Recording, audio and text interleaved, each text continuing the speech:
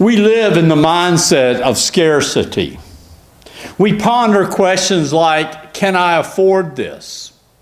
Or will I have enough to retire or to live well until I die? And while it is good for us to maintain control over our expenses, sometimes we become so concerned over having enough that worry actually takes over our lives. Such people have little faith. And in response, some build up massive bank accounts and then die. And others, they become hoarders and they hold on to everything they can get. And they leave their kids a mess when they die. While scarcity informs our economy, I want you to ponder this. Jesus' economy is one that is built on abundance.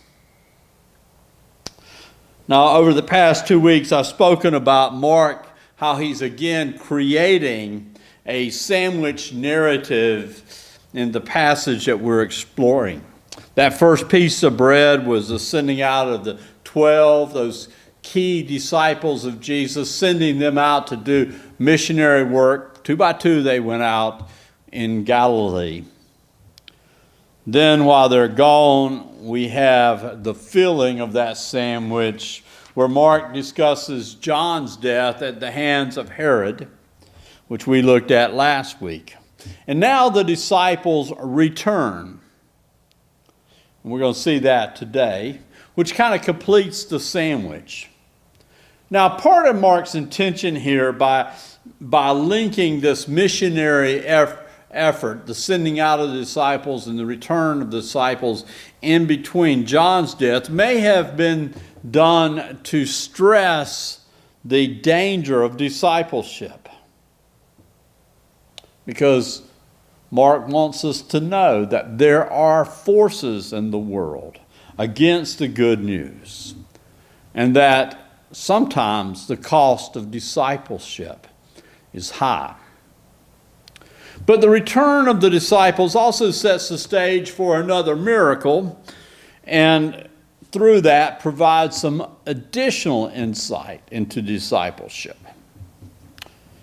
It also provides a contrast to Herod's birthday banquet, which led to John the Baptist's death. And while we're not given the menu for what Herod served, we can assume it was rich, with a variety of meats and breads and fruit and wine. Because let's face it, the dinners of royalty are extravagant. But Jesus comes along, and he feeds the multitude with a very simple meal: bread and some sardines. The typical lunch of a Palestinian peasant. So let's look at the text for today. I'll be reading from the 6th chapter of Mark, the 30th through the 44th verses. The apostles gathered around Jesus and told him all that they had done and taught. He said to them, "Come away to a deserted place all by yourselves and rest a while." For many were coming and going, and they had no leisure even to eat. And they went away in a boat to a deserted place by themselves. Now many saw them going and recognized them and hurried there on foot from all the towns and arrived ahead of them. As he went ashore, he saw a great crowd, and he had compassion for them because they were like sheep without a shepherd, and he began to teach them many things. When it grew late, his disciples came to him and said, "This is a deserted place, and the hour is now very late. Send them away so that they may go into the surrounding country and villages and buy something for themselves to eat." But he answered them, You give them something to eat." They said to him, "Are we to go and buy 200 denarii worth of bread and give it to them to eat?" He said to them, "How many loaves do you have? Go and see." When they found out, they said, 5 and 2 fish. And he ordered them to get all the people to sit down in groups on the green grass. So they sat down in groups of hundreds and of 50s. And taking the 5 loaves and the 2 fish, he looked up to heaven and blessed and broke the loaves and gave it to his disciples to set before the people.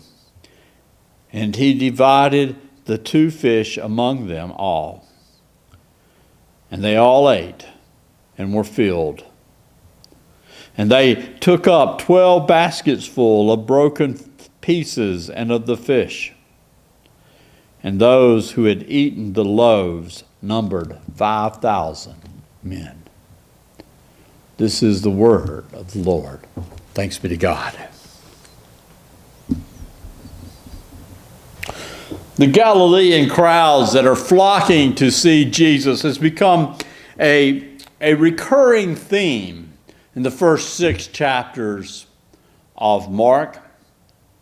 Even with their religious leaders challenging Jesus and those who were outside of Galilee, those on the other side of the lake, how they were fearful of Jesus' power.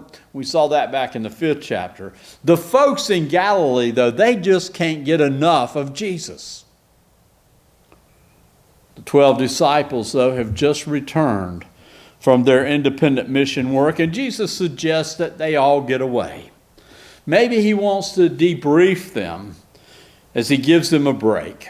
I mean, they have been so swamped, we're told, they haven't even had time to eat. So Jesus and the 12, perhaps borrowing one of the fishermen's boats, sailed down the lake shore in search of a deserted or secluded place in which they could land. But seeing them slip out of the harbor, the crowds follow the boat as it sails down the lake shore. I mean, the way Mark describes it, you can almost envision someone shouting, "There they are!" And they kind of point out toward the boat, and everybody begins to flock down the beach and over the dunes along the shoreline, keeping the boat in sight. I mean, perhaps it wasn't a very windy day, so they couldn't make much time. And the people on the shore are able to keep up with them. In fact, they're so fast, they're even there waiting when Jesus and the disciples turns their boat toward the shore. They're there to take a line to help secure the boat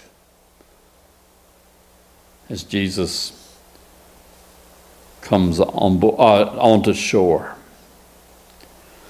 You know, and if you think about it, the purpose of this was to get the disciples away, to give them some rest. And I suppose Jesus could have been upset that his plans for a getaway for the disciples have been ruined. But if that's the case, he certainly doesn't show it. Instead, we're told that he has this compassion for what he sees.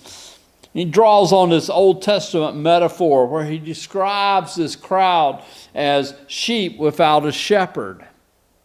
And so Jesus begins to teach. He begins to play that role of a shepherd, of the good shepherd. And there is a useful message here at this point of the story. While we may do all kinds of planting for things within the church, our most important ministry happens during interruptions. Now, while plans have their place, as followers of Jesus, we have to be open to where God's Spirit leads us, and it might take us to some unexpected place.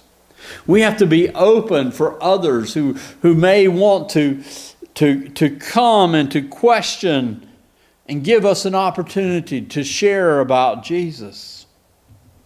And if we are busy, or if we're so focused only on the plans that we have made, we don't have that time to pause and to hear those questions and to do that shepherding that is required. And we're probably not following Jesus. We're following our own work, our own desires. So look for those who are lonely and troubled, who are needy and confused, and reach out with a kind word or gesture that might help them find their way to the Savior. But Jesus, as I said here, he begins to teach. And it seems like he's gotten a little bit carried away with his teaching, because he keeps going on and on and on as the sun keeps sinking over there in the western sky, heading toward the horizons. And his disciples are kind of looking around, and they're becoming concerned because there are no McDonald's and there's no grocery stores or anything out where they're at. They're in the wilderness. And food is a concern. Years ago, I remember being on a mission trip in Honduras, and one day we took a group of a medical team up into the mountains of this little village. It was about 2,000 feet above the town of Jesús de Otora, where we had kind of set up camp and had been conducting and doing mission work. And on this particular day, I was a logistics person. I had the pleasure of finding a place and setting up a place for all the doctors and nurses and, the medical people, where we could have lunch for them. So we did all that. But lunch was being made back in Jesús de Otora, which is about 10 or 15 miles away on a very rough road. And when noon came, all those people working in the medical mission team, they all came over to where I had set things up, ready for lunch, but there was no lunch. We waited a few minutes more, and it never came. And then, and this was a long time ago, it was before everyone had cell phones in the third world, and it took a while for me to get a message down to the people back in the town that, hey, we're not seeing lunch yet. But I was assured, yeah, it has gone. It should have been there a long time ago, I was told. But it was not. So after sitting around and waiting about 30 minutes, and they had to go back to work, another guy and I, we went over to the 2 stores that were in that little town. And we bought all the junk food we could. I mean, we got chips, and we got crackers, and we got candy bars, and we got soda, soft drinks. And we carried them back to feed the crew, because they had to have something to eat to continue on working. Well, lunch arrived about 2 hours later, because the vehicle, I don't remember, maybe it was a flat tire or something. They had a problem coming up to the place, and they were late getting there.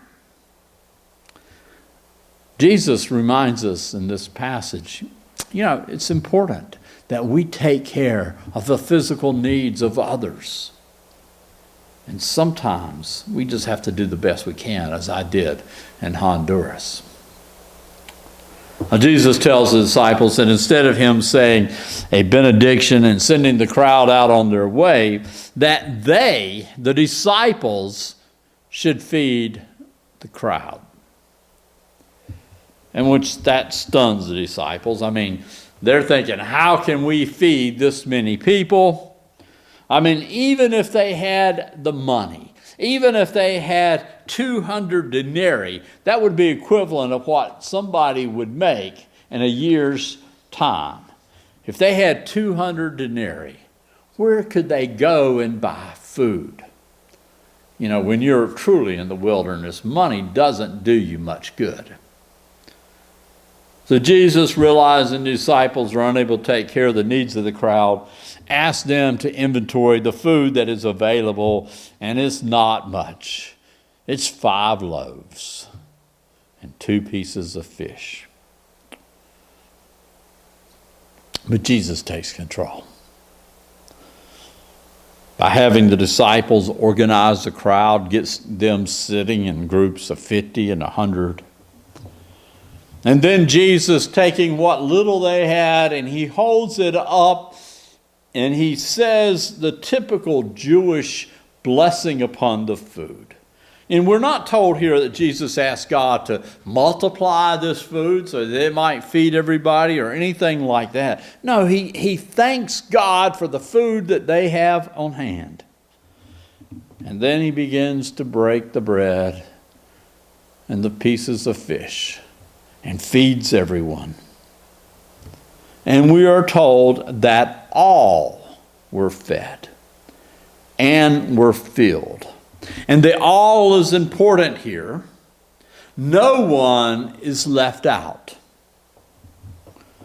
Jesus isn't concerned if there are those who might not have been included in a typical Jewish meal because of kosher laws or anything like that. No, he wants to make sure that everyone have their fill.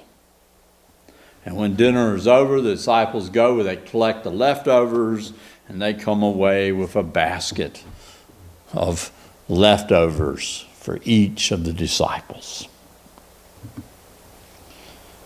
Another interesting insight into this story is that the crowd may not have even known that this was a miracle.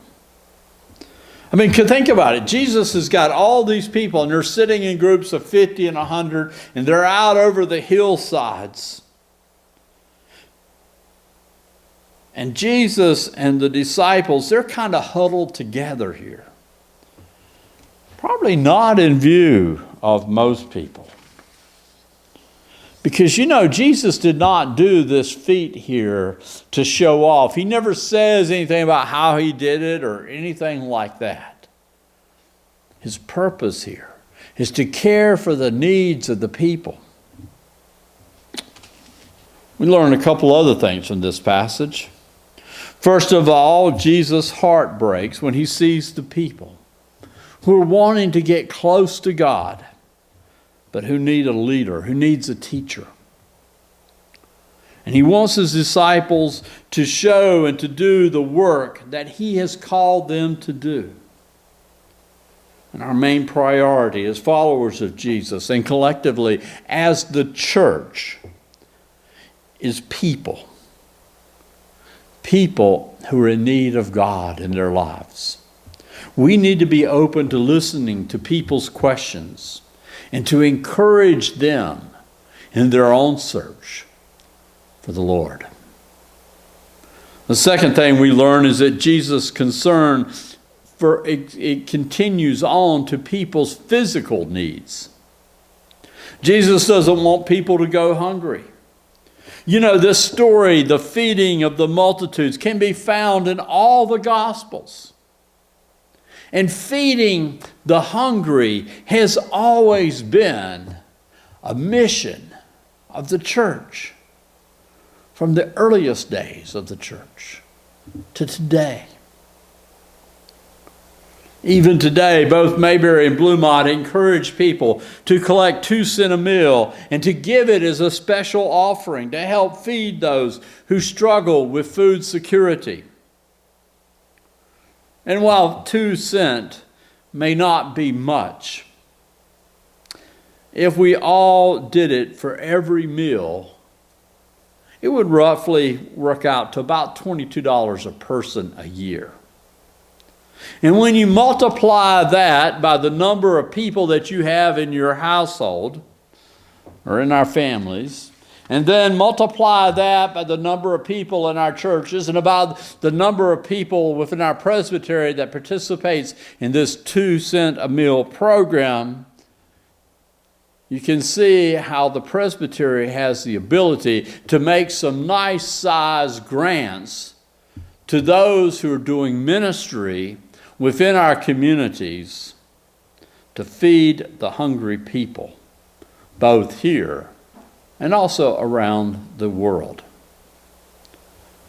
Furthermore, a gift of 2 cents a meal is certainly not something that we should brag over. It's kind of like Jesus just kind of quietly breaking the bread and providing for the people. We're just doing our part of what we can do to care for others. It doesn't give us bragging rights. It's just us doing what we need to do.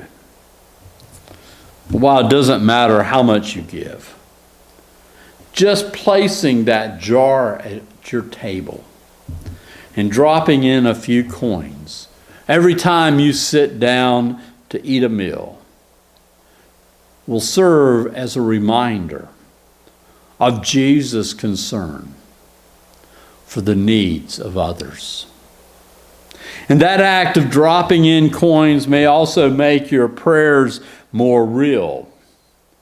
For we are reminded that we should have responsibilities for the well-being of others, especially the poor. As the 5 loaves and 2 fish illustrate, a little bit can go a long way. So keep that in mind as you make your offerings to those who are hungry in our world. Amen.